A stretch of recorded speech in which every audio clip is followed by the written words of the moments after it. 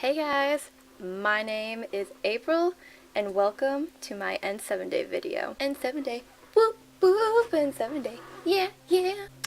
So in this video you're basically going to be seeing my big reactions to the stream. I'm not going to show you the whole stream because that's be a long ass video and I'd probably get a copyright strike.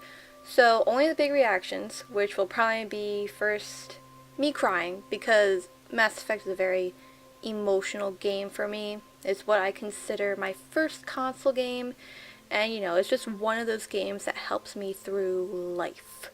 Dragon Age does it too, but I like Mass Effect more because space is fucking cool. To start the video off, I want to give my headcanons for what I think will happen in this game, which is basically just going to be about the Ryder family and who the enemy might be. And then you'll see my reactions, and then maybe after the stream I'll talk about what happened during the stream and try to get all my thoughts together. So first, let me talk about the Ryder family, since we do know that Ryder, who we're going to play as, has a family. First off, you're going to be playing as the sister or brother. I'm going to assume they're twins. A lot of people are speculating that they're twins. And a really cool thing that would happen is that when you create your female or male Ryder, that the counterpart will kind of look like you if they actually are twins. I want to talk about the dad. We all know that the N7 soldier that we've been seeing in the first couple of trailers is actually the father of the Ryder family. Now there's two things I'm speculating that will happen with the father. One, he might become a villain. Maybe not intentionally. Maybe these freaky robot things that we saw in the 4K trailer will like take over his mind or something, like Reapers. Or he's gonna sacrifice himself in some way. Somebody from the Ryder family, I think, is going to die in this game. Second, we have the mother, who we've heard shit all about.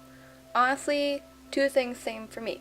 She's either dead, like right before the Andromeda expedition, or she's a scientist who worked on the Andromeda expedition, and that's how she got her family on board. Hopefully we'll hear more about her today. I think they confirmed that we will, but I'm not too sure. And third, finally, we have the other sibling. Now, a lot of people are saying that the other sibling, our brother or sister, are probably going to die. And I wouldn't put it past BioWare. They got a record of killing characters that we get very attached to. That's like the whole Ryder theme for this Mass Effect Andromeda franchise is going to be dying. It's just the whole family is going to die. Every single one of them is going to die either by the end of this game, or I'm sure Mass Effect Andromeda is probably going to become another trilogy, and one family member in each game is going to die. And then the last thing I want to talk about is the possible enemy of the game. We saw in the 4K trailer that, like, when I saw that trailer, one, I was drooling over how beautiful it was. Second, the first thing I thought of was Reapers and Protheans, obviously, because it's the only enemy we've known. And to be quite honest, I wouldn't be surprised if it's actually like another species of Reapers, because I can't believe that every single Reaper that Leviathan created would stay in the Milky Way galaxy. They would have to go explore other galaxies to see if they can destroy those to, collect data. The other thing I could think that the enemy is like, it's still robot people, but maybe there is a superior species in this galaxy that we don't know about yet, and they actually created these vaults with superior knowledge about this galaxy. Maybe that's what it is. I don't know. I kind of like that better because it's something different. We know now that it's 600 years after the events of Mass Effect. Now, yes, everybody we know in the Mass Effect universe would be dead, except for Liara and possibly Grunt. They should still be alive, and I think it'd be so cool if we could see Liara before we left to Andromeda. I think that'd be really fucking neat, but it's probably not going to happen since they already said we're not going to see anybody from the previous games. We'll hear about them, but we won't see them. And I think that's stupid because Liara would be alive. Unless, like, she's tripped on a rock on, she's not that dumb. She's a scientist, come on, and a doctor. So that's all that I have been thinking about for what will happen and what we'll see in this game. Hopefully the information they give us from this stream that'll be happening soon will answer all my questions, all my speculations. And then, like I said in the beginning, after the stream, after you've seen my reactions, I will talk about, get my thoughts through what the hell information they just give us. So, I'll see you guys then. And suddenly it's nighttime and N7 is over. Now I know what you're thinking, April, where's your reaction video? Well, don't worry, I didn't really react much to the trailer. Usually when I watch a Mass Effect trailer, at least all the other Mass Effect and Andromeda trailers that I have watched has made me tear up. And the shivers. When I first watched the new trailer, I didn't do either one of those. I'm pretty sure I didn't shiver and I definitely didn't cry. It's not that I didn't like the trailer.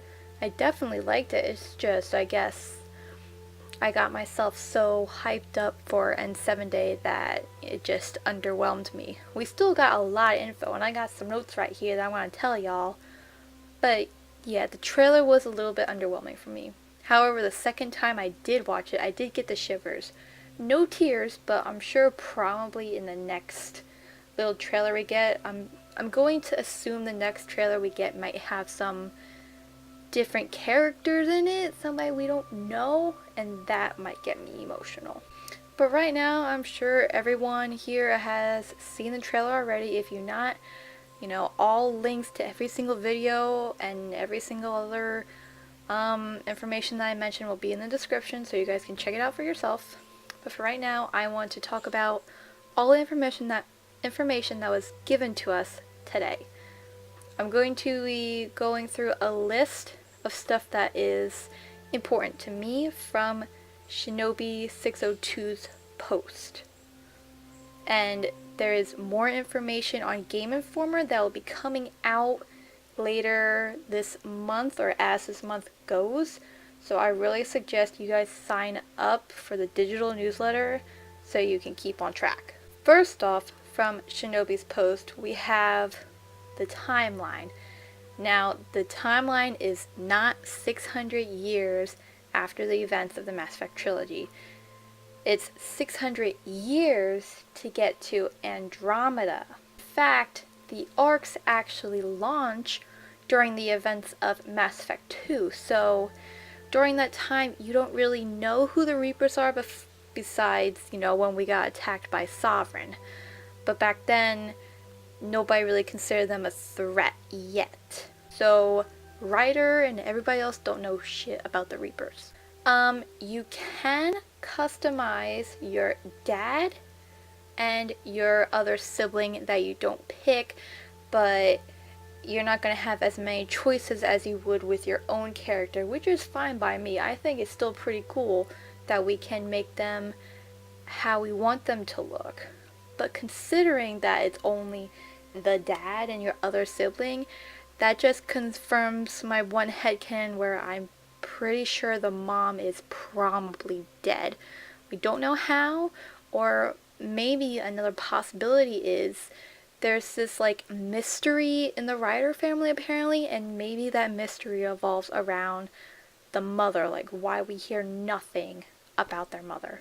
There are actually no more class systems. You can actually mix and match any perks, which is freaking neat because in the original Mass Effect series, I love playing Biotic. I love it, love it, love it, love it, love it. But I think I play better as an engineer. At least I play a lot better as an engineer in the multiplayer. Plus, I love the engineer because they got like a little turret pet. It's so cute. But now in this new game, I could be a badass biotic with a little, hopefully a little turret pet, and that'd be freaking awesome. I'd be so OP. Jetpacks. We got jetpacks. Pretty sure we get them at start too.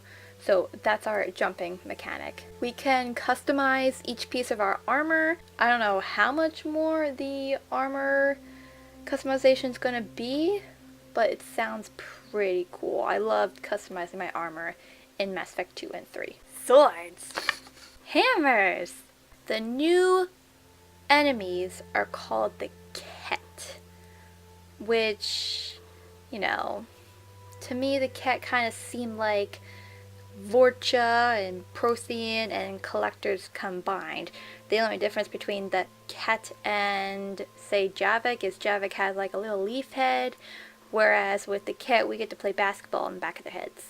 As far as exploring other planets go, not only can we explore the top side of the planet, but we can also explore the underbelly, which just means that BioWare really went all out in exploring in this game, especially since we don't even know how many planets there are, but there has to be a shit ton, right? I mean, it's a whole new galaxy, and we gotta make these settlements, you know, or Preston Garvey's gonna get on our ass. No Paragon or Renegade system. Yeah, no Paragon or Renegade system. They said it's gonna be more like heart, head, professional, and casual dialogue options. A lot like Dragon Age Inquisition. So I guess that's not so bad, but yeah. I mean, Paragon and Renegade was kind of Mass Effect's thing, but you know what? I'll go with it. I'll go with it. Now, we've been told about 2 new squad members. One is the mysterious Asari. Her nickname is Peebe, I believe it's pronounced. I mean, like, somebody already made a meme of her. Of Pepe. Already. The next squad member, which I don't even know if we saw. Maybe we saw in the trailer and I just don't know about it. Or maybe he was that one guy in the trailer with the helmet on. He had like blue army pants on. But apparently his name is Liam. He's a former police officer who has a light attitude. So he's probably going to be like the James Vega of the group.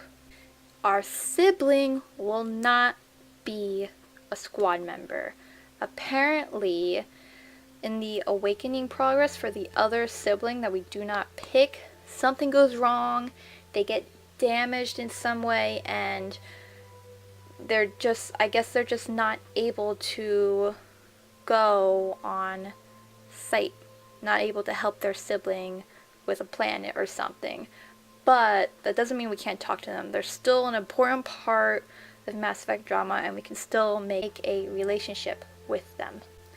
As far as relationship-wise goes, this game is gonna have the most amount of romances in any BioWare game created so far.